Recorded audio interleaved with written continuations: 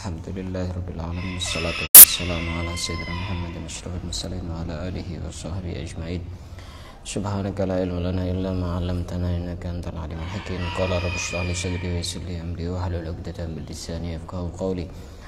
Nawaitu ta'allum wa ta'lim wa ifadata wa istifada wa tadhakkur wa tadhkir wa naf'a wa intifa' wa tamasuk ala kitabillah wa sunnati rasulih والدعاء إلى الهدى والدلالة على الخير ابتغاء مرضاته وقربه وثوابه سبحانه وتعالى. قال المصنف رحمه الله تعالى ونفعنا به وبعلومه وأمدنا بأسراره في الدارين آمين. Akan kita lanjutkan membaca kitab Syarah Nasaihul Ibad yang dikarang oleh Syekh Nawawi bin Umar dari Banten, Jawa Barat. Kita masih berada di bab yang ke-8 dan sekarang kita memasuki maqalah yang keempat. Wal maqalatur rabi'atu, maqalah yang keempat, an Utsman radhiyallahu taala anhu, dari Sayyidina Utsman. Sayyidina Utsman itu mendapatkan julukan Dzun Nurain, orang yang memiliki dua cahaya, karena pernah menikahi dua putri Nabi yang bernama Sayyidah Ruqayyah dan Sayyidah Ummu Kulsum, tapi tidak menikah dengan waktu yang bersamaan, tapi setelah satunya wafat kemudian menikah yang lain, dan seperti itu diperbolehkan, tidak apa-apa.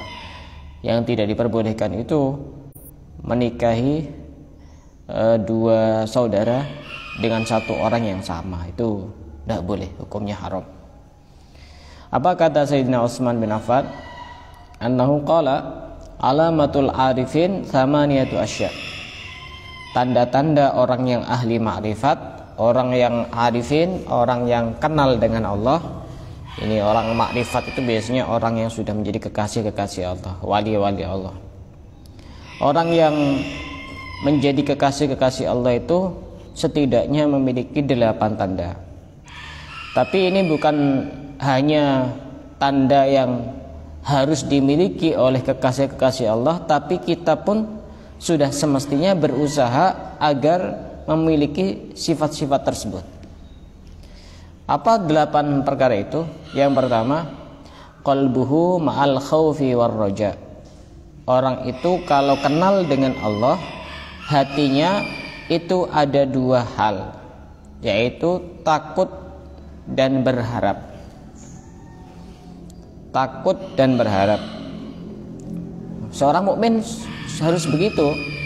Hatinya itu antara cemas, harap dan cemas. Yang dimaksud dengan takut itu bagaimana? Takut itu kita takut bahwa Allah itu memang zat yang maha menyiksa kepada hambanya. Kita harus ada perasaan bahwa Allah itu tidak butuh kepada makhluk. Allah itu zat yang maha menyiksa dan siksanya sangat pedih kepada hambanya. Harus ada perasaan seperti itu di dalam hati kita. Ketika ada perasaan seperti itu di dalam hati kita, ada hal yang bisa kita ambil manfaatnya, yaitu kita bisa meninggalkan maksiat. Jadi salah satu cara agar kita meninggalkan maksiat yaitu dengan mengingat-ingat siksanya Allah. Itu namanya khauf. Kita takut terhadap siksanya Allah. Dengan kita takut terhadap siksanya Allah, maka salah satu cara agar kita bisa meninggalkan maksiat kepada Allah. Tapi bukan cuma takut saja. Di sisi yang lain, orang yang kenal dengan Allah itu harus memiliki sifat roja, berharap kepada Allah. Berharap yang bagaimana? Berharap bahwasanya Allah itu memang maha luas ampunannya, Allah itu maha luas kasih sayangnya. Sehingga ketika ada orang punya perasaan seperti ini, nanti ada hal yang bisa diambil dari sebuah kebaikan. Apa manfaatnya orang memiliki sifat roja, berharap kepada Allah?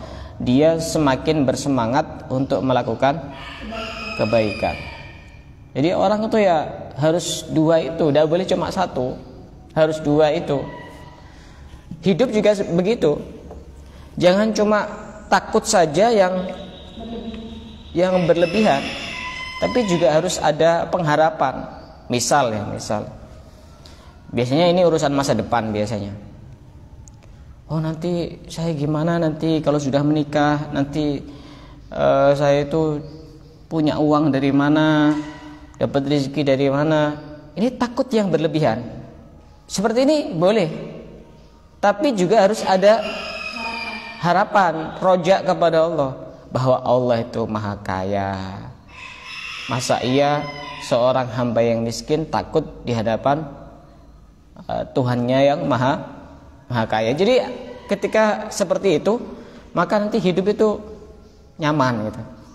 Bukan cuma sekedar takut yang berlebihan, tapi juga ada gampang pesimis. Orang hidup itu akan gampang pesimis ketika hanya takut yang berlebihan tanpa diimbangi dengan rasa berharap kepada Allah. Pesimis. Tapi kalau ada ditambahi dengan roja, berharap kepada Allah, dia akan optimis. Jadi di satu sisi dia itu pesimis, tapi kalau ingat bahwa Allah itu maha segalanya, maka dia akan optimis, dia akan semangat.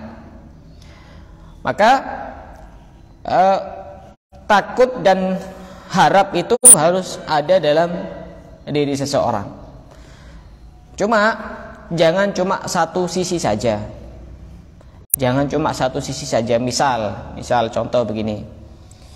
Ada orang itu yang cuma memiliki sifat roja, terlalu besar harapannya kepada Allah. Allah itu maha pengampun, Allah itu maha kasih sayang, Allah itu pengampunannya sangat luas. Misal cuma pegang rojak saja, ini tidak boleh, bahaya. Kenapa? Karena khawatir nanti dia justru tambah melakukan banyak dosa. Karena dia tahu Allah maha pengampun, Allah kasih sayang yang sangat luas, Allah itu begini dan begitu. Ya sudah, kita dosa saja kan. Allah itu kan kasih sayangnya sangat luas, Allah itu lebih kasih dibanding yang lainnya. Itu kalau cuma rojak saja yang dimiliki. Tapi kalau orang itu hanya khauf saja yang dimiliki, maka itu juga bisa tidak bagus. Oh, gimana nanti kalau saya itu banyak berbuat dosa, gimana nanti misalkan saya beramal itu takut tidak diterima. Ini kadang tidak beramal juga. Makanya harus seimbang. Dua itu harus seimbang. Tapi ada satu kondisi juga di mana orang itu harus lebih menonjolkan sifat takutnya dibanding sifat rojaknya. Bagi siapa? Bagi orang yang istiqomah. Kalau orang istiqomah itu lebih bagusnya seimbang antara khauf dan roja. Jadi kadang-kadang itu takut kepada Allah, kadang-kadang harap-harap gitu. Cemas sama takut ya sama. Kadang-kadang banyak berharapnya. Itu kalau orang istiqomah. Tapi kalau orang itu yang kebiasaannya sering melanggar, terus kewajiban-kewajiban sering ditinggalkan, sering maksiat, maka yang lebih bagus, yang lebih ditonjolkan itu adalah khaufnya. Yang lebih ditonjolkan itu adalah khaufnya. Itu bagi orang yang banyak. Berarti kita itu harus lebih banyak khaufnya dibanding rojaknya. Karena itu nanti yang akan mendorong kita untuk meninggalkan keburukan. Tapi juga harus ada rojaknya biar kita semangat untuk melakukan kebaikan. Nah, rojak itu, berharap itu juga harus ada usaha. Jangan cuma sekedar berharap. Makanya dikatakan oleh Asy-Syaikh Ibnu Athaillah As-Sakandari, ar-raja'u ma qaranahu amalun wa illa fahuwa umniyatun. Pengharapan itu adalah sesuatu yang disertai dengan perbuatan. Itu namanya pengharapan yang sebenarnya. Tapi kalau ada pengharapan tidak disertai dengan usaha dan perbuatan, itu namanya lamunan, orang berhayal. Misal contoh, saya pengen kaya, ini kan berharap, tapi tidak mau kerja, itu namanya ngelamun, itu namanya menghayal. Contoh yang lain, misalkan saya itu pengen jadi wanita yang sholihah, tapi tidak mau semangat cari ilmu, itu namanya ngelamun, itu bukan berharap, itu hanya bisikan-bisikan setan gitu. Contoh ya, saya contohkan gambaran khauf dan roja itu seperti apa. Di antaranya khauf, misalkan Nabi Adam itu kan awalnya tinggal di mana? Di surga, kemudian diturunkan ke bumi. Nabi Adam itu ketika diturunkan ke bumi itu selama 300 tahun beliau tidak pernah mengangkat kepalanya ke atas, saking takutnya kepada Allah. Itu gambaran takut itu, begitu. Di antaranya takut kelasnya seorang nabi ya.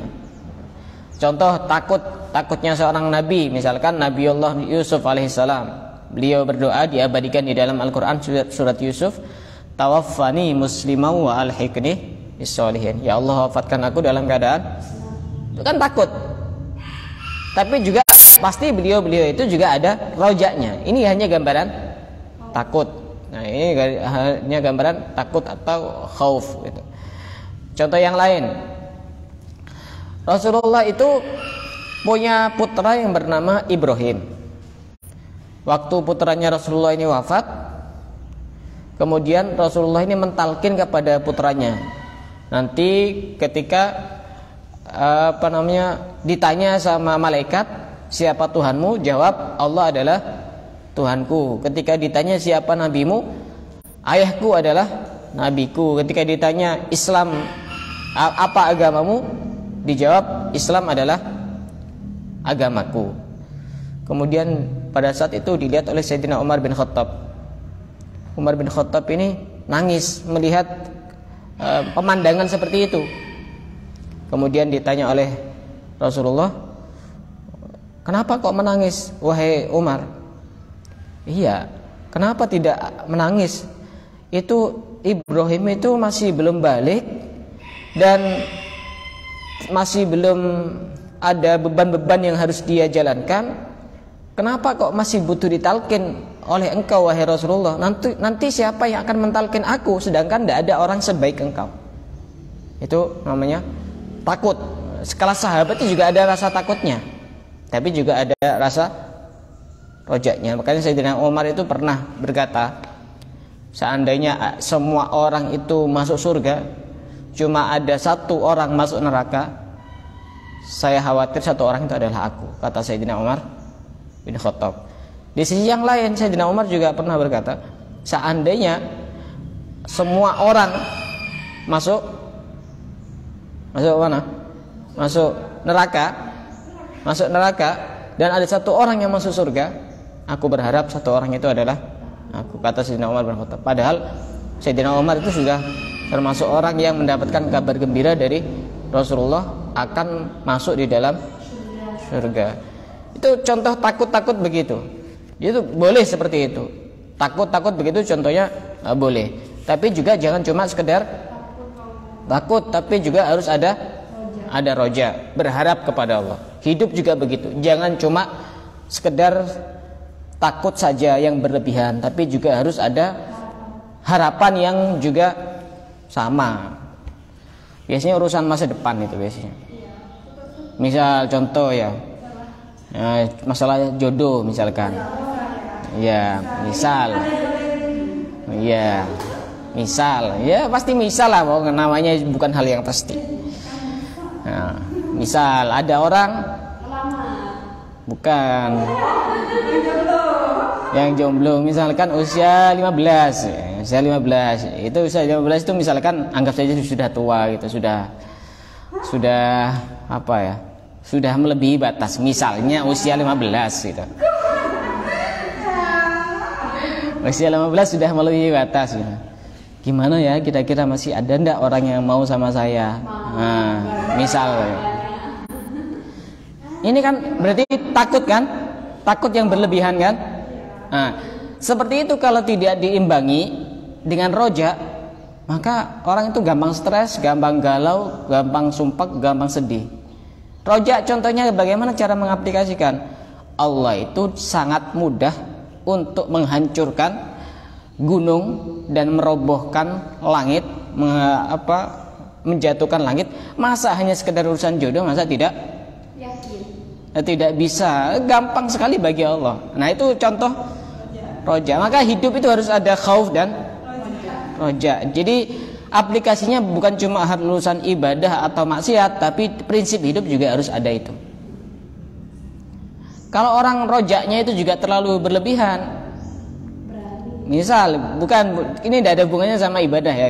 Contoh dalam kehidupan sehari-hari. Misal contoh orang umur 15, anggap saja umur 15 sudah tua gitu misalnya. Berharapnya rojaknya terlalu berlebihan.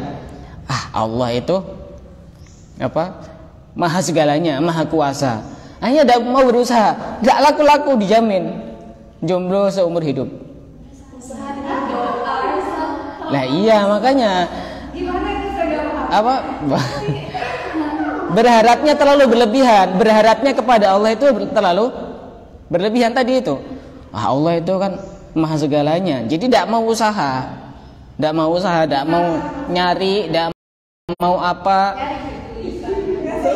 Makanya nyari itu tetap wajib ya, nyari tetap wajib. Dan jangan malu, misalkan orang tuanya pasrah sama orang lain, itu jangan malu. Seperti itu bukan aib. Karena sebagian orang itu punya pemahaman. Pernah ada orang datang ke rumah saya itu, orang Besuki.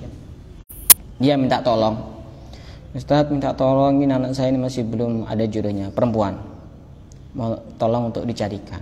Tapi Ustadz jangan bilang cerita kepada siapapun. Jangan cerita kepada siapapun. Maksudnya pakai sebut nama, saya kan tidak sebut nama sekarang.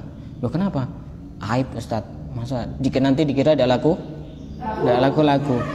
Padahal seperti ini bukan hal yang aib, biasa-biasa saja. Apalagi pasrahnya kepada orang yang tepat, itu justru bagus.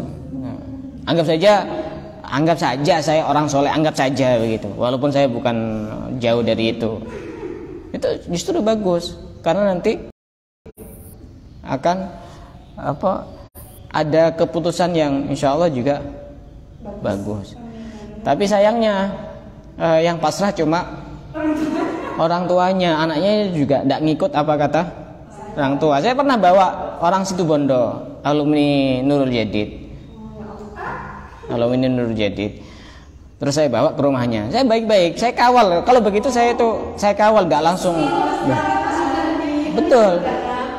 Saya kawal karena saya itu berkaca kepada guru-guru saya yang ada di Tambak Beras itu, kalau menjodohkan orang itu dikawal dari awal sampai akhir. Jadi dari pertama itu ta'aruf, dikenalkan, kemudian sampai lamaran, sampai acara pernikahan tuh beliau ada hadir begitu. Jadi waktu itu saya bawa orang dari Situbondo, kemudian saya ajak bertamu. Ya biasa, kalau cuma sekedar ta'aruf itu biasanya tradisinya orang itu ngasih kopi atau ngasih teh gitu loh. Ngasih kopi atau ngasih teh gitu. Ya paling tidak kan bisa dilihat gitu. Terus saya pura-pura yang nanya itu cuma saya. Disuruh duduk sama bapaknya, duduk di situ. Yang nanya saya, minimal kan yang ini kan dia ngelihat, orangnya seperti apa begitu. Ya, sayangnya ini anak ini tidak pasrah sama orang tuanya. Jadi saya itu sudah gagal itu. Karena dia tidak mau, anaknya ini tidak mau sama yang padahal itu padahal mestinya ya menurut saya bagus ya. Padahal mestinya kalau perempuan yang masih perawan itu nurut apa kata orang tuanya, asal orang tuanya itu benar nyarikan jodoh. Dalam aturan fikih ya, orang tua boleh memaksa kepada anaknya yang masih belum menikah, yang masih perawan, dengan jodoh siapapun, asal jodohnya ini juga benar.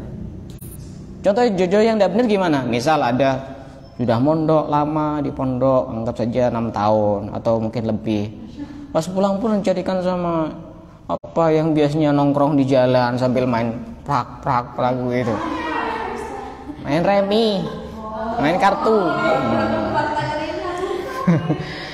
Ya ini seperti itu ya tidak boleh lah.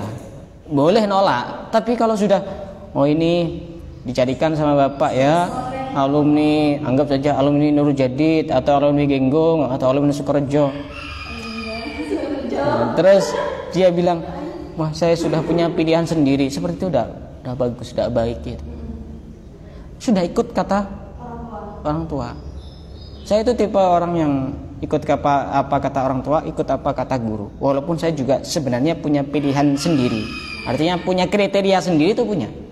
Tapi saya paham bahwa ternyata apa yang saya bayangkan itu, misal yang tidak enak, ternyata lebih banyak enaknya karena nurut sama orang tua, nurut sama guru. Hidup itu pasti ada enak, ada tidak enak. Tapi ternyata yang saya bayangkan itu salah, bahwa ternyata lebih banyak enaknya, barokahnya nurut sama orang tua, nurut sama guru. Betul itu. Lebih banyak enaknya dibanding tidak enaknya. Nah, jadi begitu. Tapi kalau sudah janda, itu orang tuanya wajib tanya kepada anaknya. Karena kenapa? Sudah berpengalaman menjalani hidup. Jadi urusan pilihan jodoh itu harus tanya. Tapi kalau perawan masih belum nikah, itu diam sudah dianggap iya. Gitu. Pokoknya nurutlah apa kata orang tua begitu. Itu terserah anaknya, sedangkan anaknya kadang tidak bisa ngasih keputusan gitu, milih sendiri itu ya. Ya orang tua juga harus bijak. Terserah anaknya itu, yang penting bagus. Anaknya milih yang preman-preman. Ya orang tua ya jangan apa kata anaknya begitu loh. Jangan apa kata anaknya kalau begitu. Tidak boleh kalau begitu. Jadi itu, begitu caranya itu begitu. Jadi dari ta'aruf jadi dengan cara yang bagus, dan tidak usah malu. Minta tolong kepada ustadz, minta tolong kepada kiai. Saya itu kadang dari sekian orang yang pernah belajar kepada saya itu saya sudah ada gambaran. Oh ini kalau sama ini kira-kira cocok apa enggak ya. Cuma karena berhubung orang tua yang tidak pernah pasrah, ya saya tidak Jadi kadang murid itu tidak berpikir sejauh itu yang dipikir oleh gurunya. Begitu.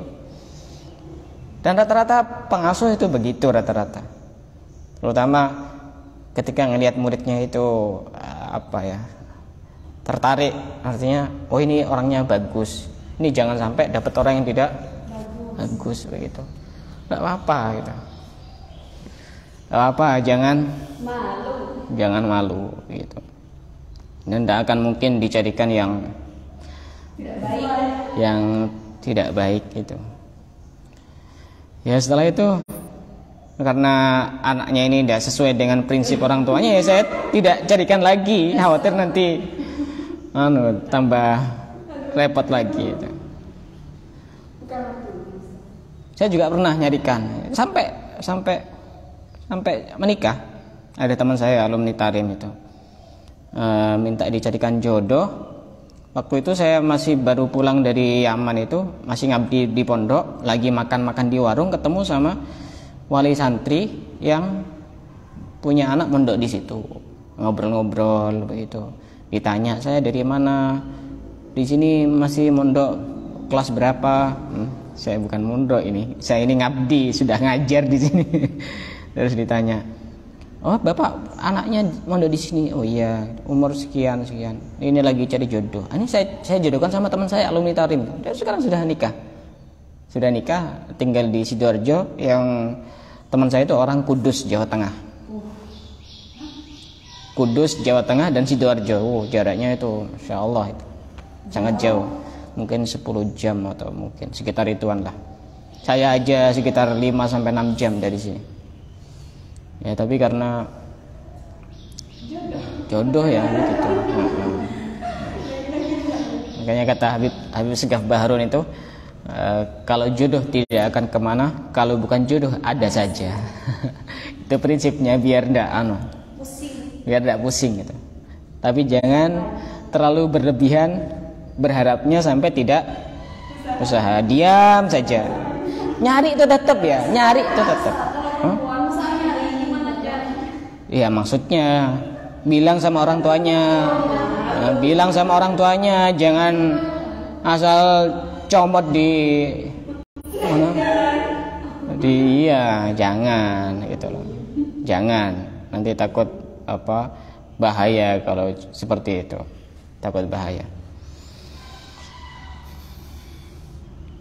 Dan bagusnya seperti itu ya memang harus ada yang awal, jangan nyari sendiri.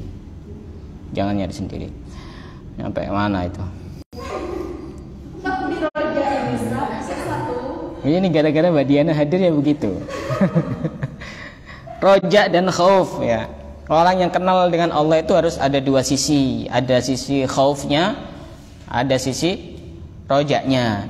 Cuma dalam satu kondisi orang itu harus lebih banyak rojaknya, yaitu ketika dia itu sudah mau mati, sudah sakratul maut atau sudah sakit parah. Itu jangan banyak takutnya, gimana nanti ya saya takut disiksa di neraka, takut begini dan begitu. Itu bagus tapi sedikit saja, dan harus banyak rojaknya. Makanya kalau kita lagi jenguk orang yang sakit, yang sudah lama tidak sembuh-sembuh, jangan diingatkan dosa-dosanya, tapi diingatkan kebaikan-kebaikannya. Jangan diingatkan, kamu dulu pernah tiap hari ghibah ya sama orang itu, cepat mati insya Allah itu orang. Jangan diingatkan begitu. Oh, kamu itu dulu itu rajin sholat jamaah, pernah hadir majelisnya Kiai Fulan bin Fulan. Hanya dia itu ada harapan yang cukup besar kepada apa. Jadi dia itu mati dalam keadaan husnudzon kepada Allah. Itu bagus jika seperti itu. Ini yang pertama. Orang yang kenal dengan Allah itu harus seimbang, harus ada dua sisi. Sisi roja dan sisi khauf. Tapi kalau orang yang tadi itu ada satu kondisi juga di mana khauf itu harus lebih dominan. Ketika orang itu teledor melakukan kewajiban dan dia gampang melakukan kemaksiatan, harus banyak khaufnya dibanding rojaknya. Kalau orang itu rojak saja, itu resikonya dia gampang berani melakukan kemaksiatan, banyak berharapnya Allah Maha Pengampun dan lain sebagainya. Tapi kalau orang banyak khauf atau khaufnya saja yang ada, maka dia itu pesimis. Daripada begitu ya mending saya tidak beramal saja, masih ada banyak kemungkinan untuk tidak diterima. Gitu. Harus dua itu. Prinsip hidup itu harus ada takut, harus ada harap cemas begitu.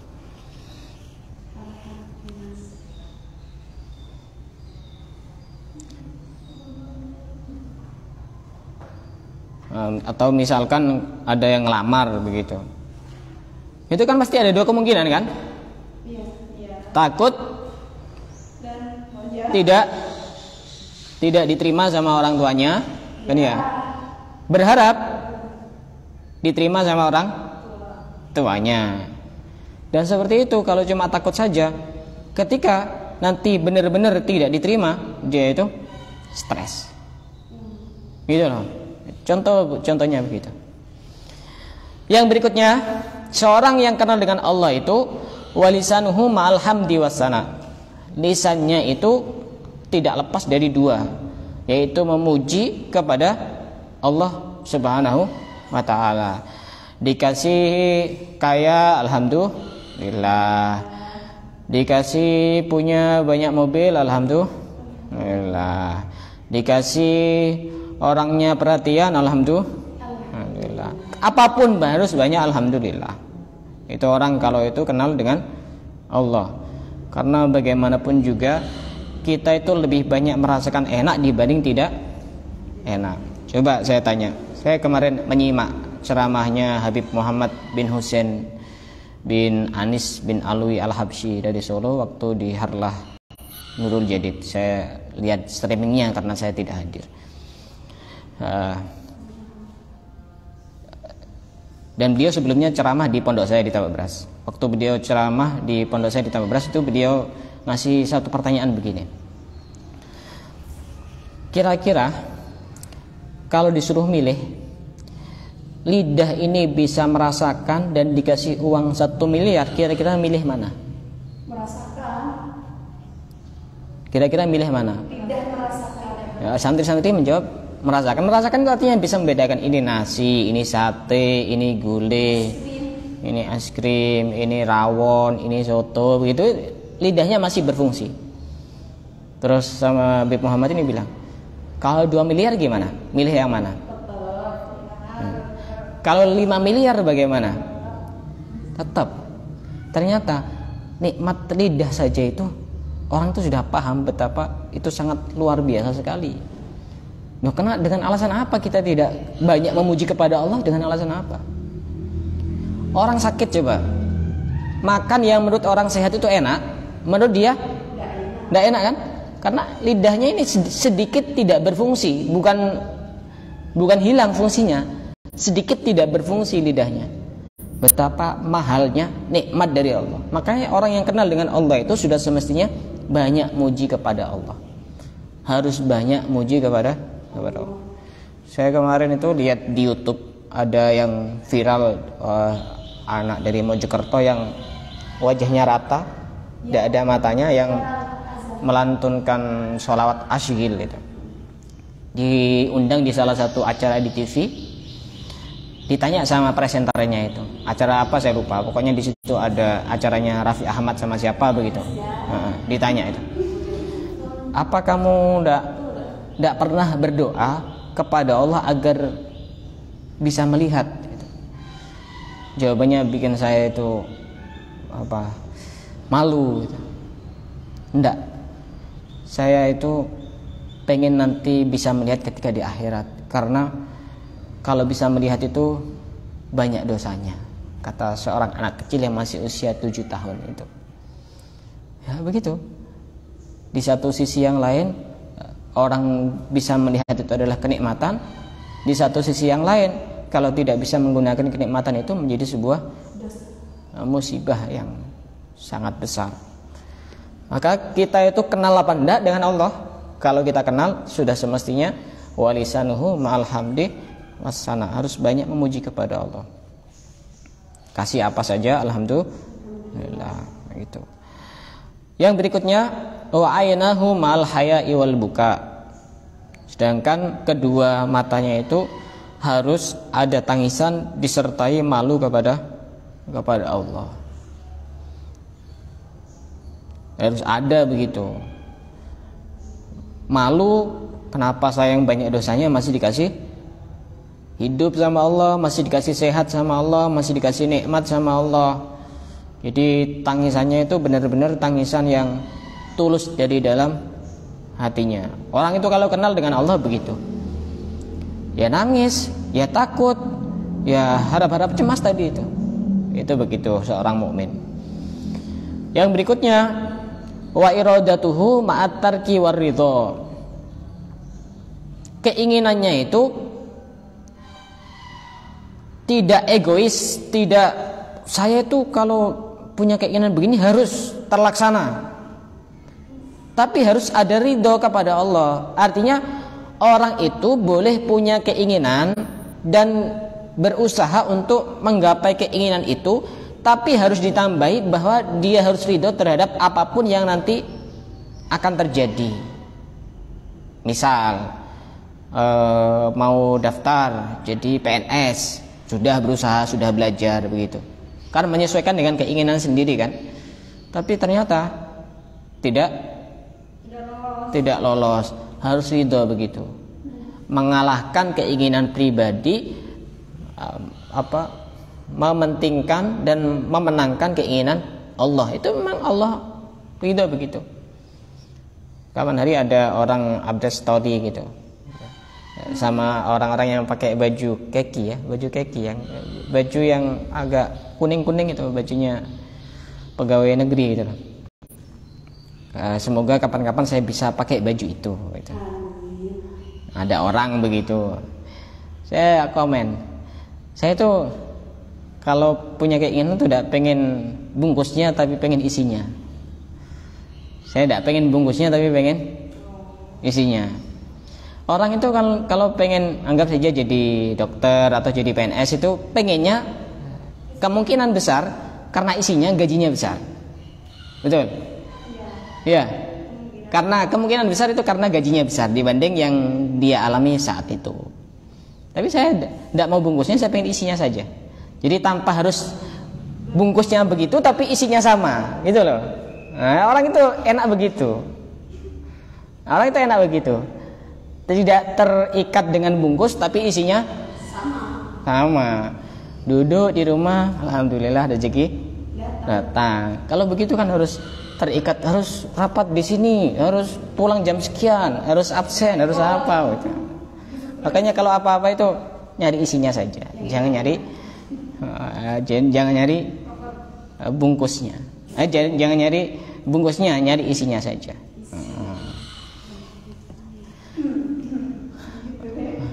Nah, itu yang dimaksud adalah tarkud dunya wa talabu ridho maulahu, yaitu meninggalkan urusan-urusan yang bersifat duniawi dan berharap mencari ridho Allah Subhanahu wa taala. Maka orang yang kenal Allah itu harus memiliki sifat-sifat itu. Ini walaupun sifat-sifat ini khusus untuk orang yang ahli makrifat, para wali-wali Allah, para kekasih-kekasih Allah, tapi kita pun juga sudah semestinya punya sifat itu dan berusaha untuk memiliki sifat-sifat itu. Dan insyaallah makalah yang kelima, makalah dari Sayyidina Ali bin Abi Thalib ini menutup bab yang ke-8. Makalah yang terakhir di bab yang ke-8. Kemudian nanti lanjut bab yang ke-9, setelah bab yang ke-9 bab yang ke-10, setelah bab yang ke-10 alhamdulillah sudah khatam. Insyaallah nanti ada tasyakuran insyaallah. Wallahu a'lam bishawab.